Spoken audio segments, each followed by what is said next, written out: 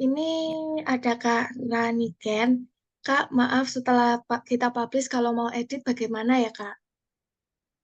Oke, sebentar. Kalau setelah kita publish, kalau mau edit bagaimana? Oke, jadi setelah dipublish ini, kita mau edit misalnya ya.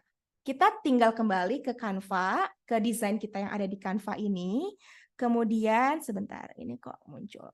Misalnya kita mau edit apa ya? Misalnya ini sepi banget kok rasanya websitenya kurang ada motionnya ya, kurang ada pergerakannya ya.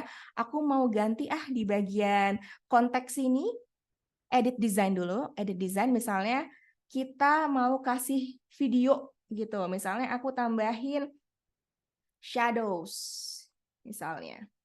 Ada biar jadi agak-agak estetis gitu ya. Kita tambahin, kita drop ke sini. Nah, ini kan jadi ada videonya. Terus aku kurangin transparansinya jadi ada kuning-kuningnya gitu. Terus aku playbacknya aku autoplay dan loop forever di websitenya karena nanti dia akan gerak terus. Aku pengennya dia gerak terus. Udah, nih kita udah ada pengeditan ya meskipun sedikit. Jadi di halaman kontaknya kita kasih motion. Ini posisinya aku ubah dulu ke belakang. Oke, udah. Jadi dia ada di latar ya. Ini kita udah edit, terus kita publish lagi aja. Karena kalau kita melakukan pengeditan di desain kita ini, kemudian kita publish lagi, udah otomatis ya publishnya ke URL yang tadi, kita continue aja. Kita publish, dia di websitenya pun nanti akan otomatis teredit gitu Kak Rani. Coba kita cek ya.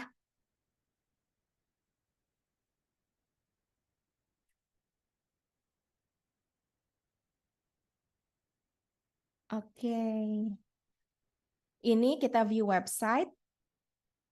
Nah, kita cek apakah di bagian bawahnya berubah. Sebentar. Salah deh kayaknya. Nah, ini berubah ya. Jadi ada bayangannya gerak-gerakan, ada videonya ya.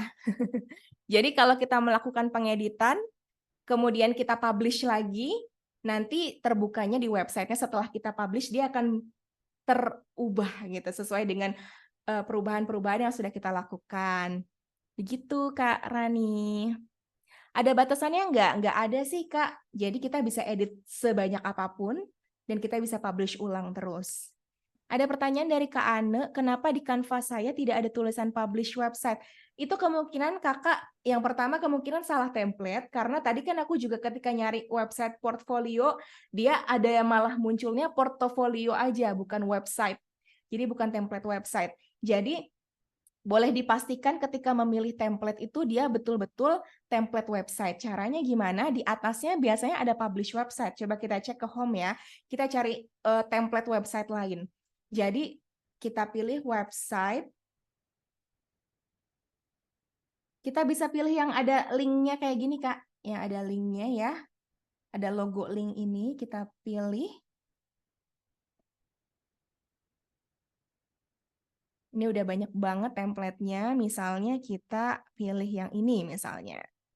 Kita akan coba customize untuk lihat apakah ada tulisan publish website-nya atau enggak ya. Nah, ini tuh ada tulisan publish website-nya nih. Sebentar. Nah, ada ya. Jadi Kak Ane bisa coba dicek. Yang pertama dicek apakah template-nya betul-betul template website atau template presentasi biasa. Karena kan Canva ada banyak sekali template ya, bukan cuma untuk website, bisa untuk sosial media, bisa poster, bisa presentasi. Atau kalau yang kedua bisa dicek di bagian share. Ini ada website, ada pilihan website. Ini juga akan sama dia kebukanya. Ada pilihan untuk mempublish website. Begitu Kak Ane, Kak Eka, Meilinda. Kak Reva boleh klik yang bagian menu-menu lainnya yang di ujung kanan atas, misalnya untuk bikin artikel atau lainnya gitu Kak. Oh, bisa, bisa. Jadi misalnya aku kembali ke template aku ya, yang tadi ya. Sebentar aku cek dulu. Project kita itu tersave di sini secara otomatis. Tadi aku bikin di mana? Sebentar aku ini dulu.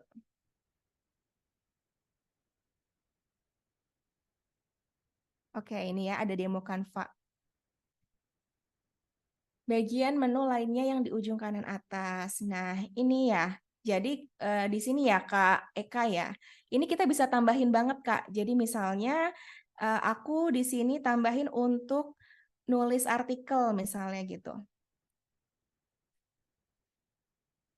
Edit design dulu. Terus aku tambahkan page baru ya. Misalnya ini kita bisa add page. Terus aku tambahin teks misalnya artikel gitu misalnya. Taruh di sini. Terus aku tulis isinya misalnya. Fontnya kecilin. Misalnya tulisannya, pada hari ini Sabtu tanggal 19 Agustus 2023, Revarinda mengisi sharing session misalnya tentang membuat website di Canva. Contoh ya, contoh aja. Ini artikel, terus kita atur, dan bahkan kita mau tambahkan dari YouTube gitu ya juga bisa. Misalnya mau tambahin source dari YouTube ya, kita ke ini ada pilihannya nih, YouTube. YouTube, kita bisa langsung search aja, misalnya aku ada YouTube ya, Revarinda. Misalnya ini. Nah, misalnya ini. Jadi kita bisa tambahin dari source lain juga, Kak. Misalnya seperti itu, terus kita publish website.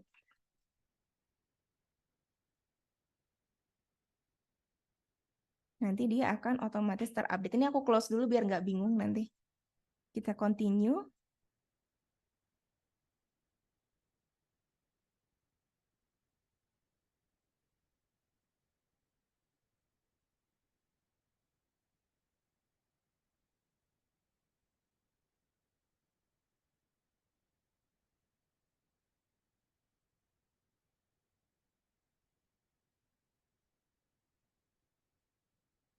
Bentar ya. Kalau semakin banyak konten, memang dia akan semakin berat sih, Kak. Makanya tadi aku sarankan untuk portofolio gitu, jangan kasih video banyak-banyak. Kita bikin showreel aja. Nanti kita kasih link untuk bisa mengakses ke Google Drive kita, yang mana di dalamnya ada lebih banyak video per event, misalnya seperti itu, atau per iklan, atau per project kita, yang bisa calon klien lihat. Nah, kita view website. Oke, kita cek di bawahnya, udah bisa juga nih artikelnya ada, terus juga link ke YouTube-nya juga muncul di sini. Jadi benar-benar ada banyak fitur yang bisa kita gunakan untuk masukin ke Canva website kita. Begitu Kak Eka, mudah-mudahan terjawab ya.